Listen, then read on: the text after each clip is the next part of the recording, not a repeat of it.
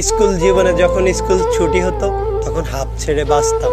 আর আজ যদি সেই স্কুল লাইফটাকে ফিরে পাওয়ার সুযোগ থাকতো তাহলে চোখ বন্ধ করেই স্কুল লাইফটাকে ফিরে পেতে চাইতাম। অনেক বেশি মিস করি স্কুল লাইফটাকে। সকাল 10টা থেকে বিকেল 4টা পর্যন্ত যখন স্কুলে থাকতাম তখন স্কুলকে জেলখানা মনে হতো। শুধু সময় গুনতে থাকতাম কখন ছুটির ঘন্টা বাজবে। আজ সেই জেলখানাটাকেই সবচাইতে বেশি মিস করি। আর ভাবতে থাকি, ইস যদি আবারও ফিরে যেতে পারতাম সেই জেলখানাটাতে।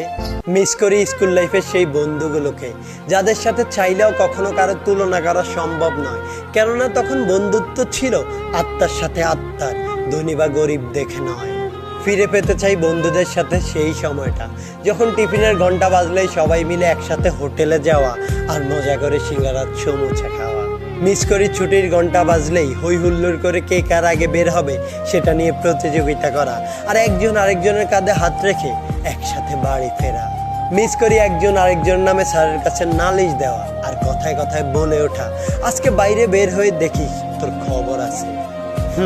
একসাথে সময় কাটানো বন্ধুগুলো আজ ভিন্ন ভিন্ন শহরে। সবাই আজ নিজের মতো করে ব্যস্ত।